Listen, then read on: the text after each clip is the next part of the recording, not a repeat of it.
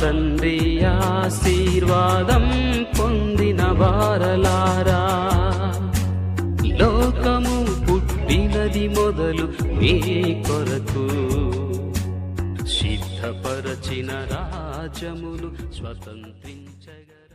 ఈ 7 ముద్రలు విప్పడానికి యోగ్యుడైనటువంటి వాని గురించే ప్రస్తావన ఈ 5వ అధ్యాయంలో ఉంది. ఈ ప్రకటన గ్రంథంలో అధ్యాయం 1, 2, 3 చాప్టర్లు మానవులు ఎలా జీవించాలి, ఎలా ప్రభువును కలిగి ఉండడానికి వారెంత పరిశుద్ధులుగా ఉండాలి అన్నటువంటి అంశాలు మనం జ్ఞాపకం చేసుకున్నాం. లోగడ 4వ అధ్యాయంలో పరలోక దర్శనము ప్రవక్తకి కలిగింది. అది ర్యాప్చర్తో సరిసమానం అన్నటువంటి మాటలు నేను మీకు జ్ఞాపకం చేశాను. ర్యాప్చర్ అంటే భూమి మీద ఉన్నటువంటి తన యొక్క ప్రజలు, భూమి మీద ఉన్నటువంటి విశ్వాస సంఘములో ఉన్నటువంటి ఏర్పాటు చేయబడినటువంటి తన ప్రజలు ఎత్తబట్టం. 4వ అధ్యాయంలో మనం వివరణ చేసుకున్నాం. ఇక 5వ అధ్యాయంలో పరలోకంలో 7 ముద్రలు విప్పితే ఈ భూమి మీద జరిగేటటువంటి సంభవాల కొరకు దేవుడు జ్ఞాపకం చేశాడు. అయితే 7 ముద్రల్లో ఏమున్నాయి ఈ అధ్యాయంలో లేదు, కానీ 7 ముద్రలు విప్పడానికి కావలసినటువంటి యోగ్యత, అర్హత ఎవరికి ఉంది అని ఈ అధ్యాయం మనకు తెలియజేస్తా ఉంది. ప్రకటన గ్రంథం అంతా కూడాను భవిష్యత్తులో జరిగే సంభవాల గురించి వ్రాయబడింది. భవిష్యత్తులో ఈ భూమి ఎలా ఉండబోతుంది, భూమి మీద ఉన్నటువంటి జీవరాశులు, ప్రకృతి ప్రాణులు, మానవ జాతి ఎలా ఉంటారు, ఏం జరుగుద్ది అన్నది చాలా స్పష్టంగా వ్రాయబడింది. అయితే ప్రస్తుత కాలం బైబిల్ గ్రంథం ప్రకారంగా ప్రస్తుత కాలం 3 కాలాలుగా ఇందులో విభజించారు. 3 కాలాలుగా. అందులో మనం ఇప్పుడు సంఘకాలంలో ఉన్నాం. అంటే ఈ భూమి మీద దేవుడు పరలోక రాజ్యాన్ని స్థాపించాడు. అదే దేవుని యొక్క సంఘము. ఈ సంఘంలో తాను ఏర్పాటు చేసుకున్నటువంటి, తాను పిలిచినటువంటి ప్రజలందరూ కూడాను గూడి ఆయన నీతిని కలిగి, ఆయన యథార్థతను కలిగి, ఆయన పరిశుద్ధతను కలిగి, విమోచించబడిన వారై, పరిశుద్ధులై ఆయన్ని ఆరాధన చేసే తన ప్రజలు ఉండేటటువంటి తన రాజ్యం ఇది. హల్లెలూయా! ఎంత గొప్ప ధన్యత ఇది. ఇలాంటి సంఘ సమయం కాలంలో మనం ఉన్నాం. దీనికి కృపాకాలం అని కూడాను బైబిల్ గ్రంథం వివరణ ఇస్తా ఉంది. తన కృప ద్వారా ఆయన తన ప్రజలను రక్షించుకున్న కాలం ఇది. 2000 సంవత్సరాల క్రితము యేసయ్య భూమి మీదకి వచ్చారు. ఈ సంఘకాలము ఎప్పటి వరకు సాగుద్ది అని అంటే యేసయ్య మధ్యాకాశానికి వచ్చేంత వరకు ఈ కాలం నడుద్ది. సంఘకాలము, దేవుని కృపాకాలము అని దీనికి నామకరణం కూడా ఉంది. ఈ సంఘకాలంలో, ఈ సంఘములో దేవుని రాజ్యంలో ప్రవేశించడానికి లోగడ మనం ధ్యానం చేసినటువంటి అధ్యాయం 1, 2, 3 అధ్యాయాలు ప్రకటన గ్రంథం, ఇవన్నీ కూడాను మన జీవితాలకు ప్రభావితం చేసేటటువంటి దేవుని యొక్క రక్తం ద్వారా కడగబడినటువంటి ప్రజలు ఇక్కడికి వచ్చి ర్యాప్చర్ అయి, అంటే పరలోకానికి కొనిపోబడి, మధ్యాకాశానికి కొనిపోబడి అక్కడ దేవుణ్ణి ఆరాధన చేసే విధానం అంతా కూడాను లోగడ పాట 4వ అధ్యాయంలో మనం కొంతవరకు జ్ఞాపం చేసుకున్నాం. శ్రమల కాలం, మహాశ్రమల కాలం. దీని తర్వాత ఈ సంఘ కాలం తర్వాత, ఈ సంఘ కాలంలోనే యేసు ప్రభు వారు మధ్యాకాశానికి వస్తారు. మొదట ఈ సంఘ కాలంలో మనం ఉన్నాం, దేవుని కృపాకాలంలో. తర్వాత శ్రమల కాలం రాబోతుంది. యేసు ప్రభు వారు మత్తయి సువార్త 24వ అధ్యాయంలో ఏమన్నారంటే, భూమి మీద రకరకాలైనటువంటి భయోత్పాతాలు జరుగుద్ది, అతివృష్టి అనావృష్టి జరుగుద్ది, రాజ్యాల మీదికి రాజ్యాలు వస్తాయి, జనాల మీదికి జనాలు వస్తారు, నీతి నైతిక విలువలు కంప్లీట్గా పతనమైపోద్ది, ప్రేమ చల్లారిపోద్ది. అవసరం అనుకుంటే మనం ఒకే సంఘస్థులుగా ఉంటూ కూడాను మనకెవరైనా పడకపోతే కనుక వాళ్ళని కూడాను అవసరమైనటువంటి వాళ్ళకి అప్పగిస్తాము అని కూడాను వాక్యం మత్తయి సువార్త 10వ అధ్యాయంలో. అంటే మీకు నేను వ్యతిరేకంగా, నాకు మీరు వ్యతిరేకంగా, క్రైస్తవ సమాజమే కాదండి, హైందవ మన సహోదరుల యొక్క సమాజంలో కూడా ఇదే బాధ ఉంది. ఆ మధ్యకాలం అంతా కూడా ఏం చేశారని అంటే, ఈ కరుణాకర్ చాలామంది వాళ్ళు క్రైస్తవుల మీద పడి ఏదో వీడియోలు చేస్తూ ఉంటారు. కానీ ఇప్పుడేం జరిగిందంటే వాళ్ళల్లో వాళ్ళే ఇప్పుడు తిట్టుకుంటున్నారు, కొట్టుకుంటున్నారు. క్రైస్తవ సమాజం గురించి నేను మాట్లాడటం లేదు, వీళ్ళు అలాగే ఉన్నారు, వాళ్ళు అలాగే తయారయ్యారు. ఏది ఏమైనా కానీ ఇలాంటి స్వభావం అంతా కూడా లేకుండా ఉండాలని దేవుని యొక్క కోరిక. ఎందుకంటే మనం ఆయన స్వభావంలో నిర్మితం అయ్యాం కాబట్టి ప్రభు ఎలా జీవించాడో అలాగే మన జీవితాలు ఇతరులందరికీ ఆదర్శప్రాయంగా ఉండాలి అన్నది ఈ లేఖన సారాంశం. ప్రకటన గ్రంథం 1, 2, 3 అధ్యాయాలు అలా ఉన్నటువంటి వారికి దర్శనం, పరలోకానికి రమ్మని దేవుని పిలుపు అని లోగడ మనం జ్ఞాపం చేసుకున్నాం. హల్లెలూయా. అయితే కృపాకాలం అయిపోతుంది, దగ్గర పడింది, ప్రభు మధ్యాకాశానికి రావటం. శ్రమల కాలం ఈ భూమి మీద జరుగుతూ ఉంటుంది. తర్వాత మధ్యాకాశానికి యేసు ప్రభు వారు వచ్చిన తర్వాత నీతి కలిగినటువంటి వారు మాత్రమే, కొంతమంది మాత్రమే. ఉదాహరణకు మనం ఉన్నాం, ఇక్కడి నుంచి కొంతమంది వెళ్ళిపోతాం, కొంతమంది విడువబడతాం. ఎవరైతే యథార్థంగా, పరిశుద్ధంగా, నీతిగా ప్రభు అనుకున్నటువంటి ఆ స్వభావంలో ఉన్నారో వాళ్ళంతమంది మధ్యాకాశానికి వెళతారు, మిగతా వాళ్ళు ఇక్కడ విడువబడతారు.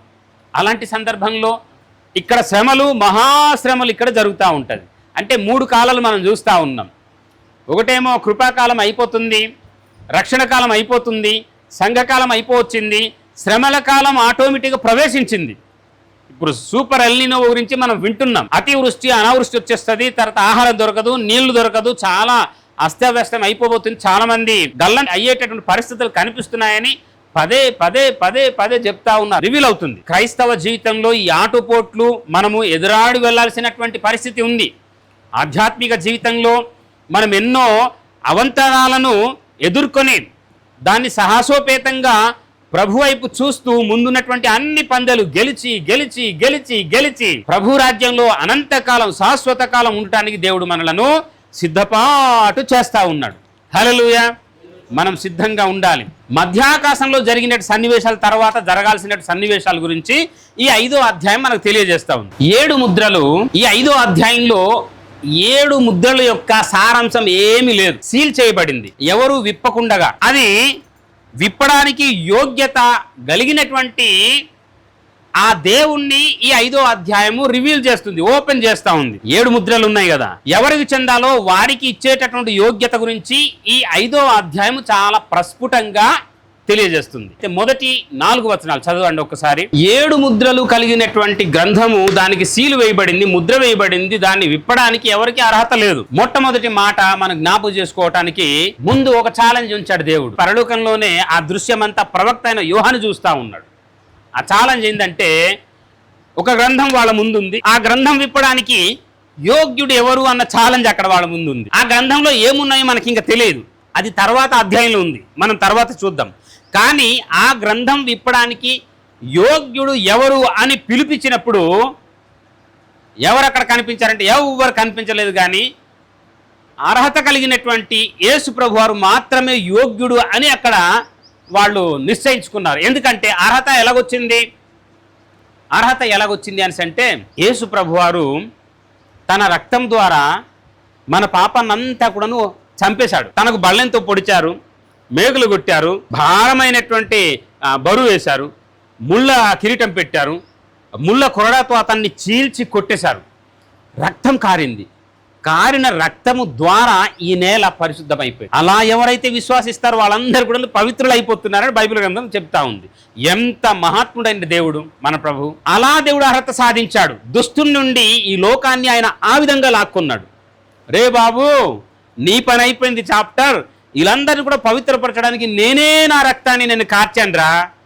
ఈ లోకంలో ఉన్న వారందరికీ నా రక్తము కార్చి ఈ భూమిని పవిత్రపరచాను. నేను పవిత్రపరిచి నా వాళ్ళందరినీ కూడా నేను కొనుక్కున్నాను గనుక నాకు శక్తి ఉంది. నువ్వు ఇచ్చినటువంటి ఛాలెంజ్ నాదే, గెలుపు నాదే అన్నాడు దేవుడు. హల్లెలూయా.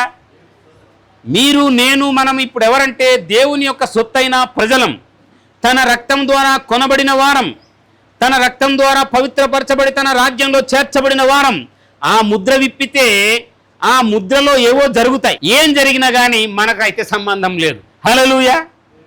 ఎందుకంటే నువ్వు తన యొక్క రక్తం ద్వారా పవిత్రపరచబడి నువ్వు ఇప్పుడు ఎక్కడున్నావంటే పరలోక రాజ్యంలో ఉన్నావు. భూమి మీద ఉన్నటువంటి వారికి ఆ యొక్క శ్రమలు కలుగుతాయి. ఇదే ప్రకటన గ్రంథంలో 3వ అధ్యాయం 10వ వచనంలో ఈ మాటలు ఉన్నాయి.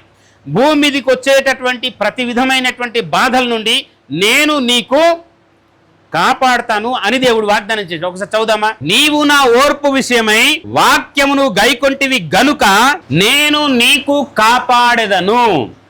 హల్లెలూయా. సూపర్ ఎల్నినోవా 2080 సంవత్సరానికి భూమికి రావాలట అంచనా ప్రకారంగా. కానీ ఎప్పుడు వచ్చింది అది? ఆల్రెడీ ఇప్పుడు వచ్చేసింది. అది 60 సంవత్సరాల ముందు వచ్చిందని శాస్త్రజ్ఞులు చాలా ఆశ్చర్యపోతున్నారు. అలాగే ఈ పసిఫిక్ మహాసముద్రంలో, బంగాళాఖాతంలో ఇక్కడ ఉన్నటువంటి వాతావరణ పరిస్థితులంతా కూడాను చాలా తారుమారు అయిపోతుందట. కనుక రానుడి దినాల్లో మానవ మనుగడ గల్లంతు అన్నది వాళ్ళు క్లియర్గా చెప్తున్నట్టు సత్యం. అయితే ఇలాంటి భయోత్పాతాల నుండి, ఇలాంటి ప్రకృతి వైపరీత్యాల నుండి, మరి ఎలాంటి వినాశనం భూమి మీదకి వచ్చినా కానీ నేను నీకు కాపాడుతానని దేవుడు వాగ్దానం ఇచ్చాడు. దేవుడిచ్చిన ఏ వాగ్దానం ఇంతవరకు అది ఉత్తిగా పోలేదు, అన్నీ కూడా నెరవేర్చబడతా ఉంది, నెరవేర్పు చేస్తా ఉన్నాడు దేవుడు. కనుక మనం జ్ఞాపకం చేసుకుందాము, ఆ ముద్ర విప్పడానికి యోగ్యత ఎవరికైనా ఉందా అని అంటే అది యేసయ్యకున్నట్లుగా మొదటి 5 వచనాలు మనకు జ్ఞాపకం చేస్తా ఉంది. గ్రంథాన్ని విప్పగల యోగ్యుడు, ఆయన విప్పినప్పుడు ఏం జరుగుద్దో తదుపరి మనం జ్ఞాపకం చేసుకుందాం. రెండో మాట 7, 9 వచనాలు మనం చూస్తే ఇక్కడే ఇంతవరకు మనం చెప్పుకున్నాం కదా, యోగ్యత సంతరించడానికి ఎలాగంటే యేసు ప్రభువారు తన శిలువ రక్తం ద్వారానే ఆయన సాధించినట్లుగా ఈ 7, 9 వచనాలు మనకు జ్ఞాపకం చేస్తుంది. మూడవ మాట మనం జ్ఞాపకం చేసుకున్నట్లయితే పరిష్కారం. ఏంటి పరిష్కారం అని అంటే రాబోతున్నటువంటి ఉపద్రవం నుండి పరిష్కార మార్గం. సృష్టించిన వానికే లయం చేసేటటువంటి, లయపరిచే హక్కు కూడా ఉంది. నిన్ను నన్ను ఈ వికృతమైనటువంటి వినాశనం నుండి పరిష్కార మార్గంలోకి దేవుడు మనలను ఆయన నడిపించాడు. ఆయన గొర్రె పిల్ల వలె తన యొక్క శరీరాన్ని నలగగొట్టుకొని ఆయన జయం పొందాడు అని అక్కడ రాయబడింది. ఆయన జయం పొందాడు. కనుక ఈ లోకం యొక్క ప్రతి విధమైనటువంటి ప్రతికూల పరిస్థితి అంతా కూడా దేవుడు జయించాడు ఈ శిలువ ద్వారా. యోహాను సువార్త 16వ అధ్యాయము చిట్ట చివరి వచనం, ఈ లోకాన్ని దేవుడు జయించినటువంటి తీరు ఇంకొక మారు అక్కడ ప్రభువారు జ్ఞాపకం చేశారు. మీరు ధైర్యం వహించండి, నేను లోకాన్ని జయించాను. ఏమండి, నేను లోకాన్ని జయించాను. లోకంలో రకరకాలైన ఉపద్రవాలు సంభవిస్తా ఉన్నాయి, వాటన్నిటి కూడా నేను జయించాను. మరణాన్ని జయించడం ఎవరి వల్ల సాధ్యమవుతుంది? మరణాన్ని జయించడం కూడాను యేసు ప్రభు వంకనే సాధ్యమైంది. సంతోషించండి, సంతోషించండి, గళలెత్తి స్తుతించండి ప్రభు యేసు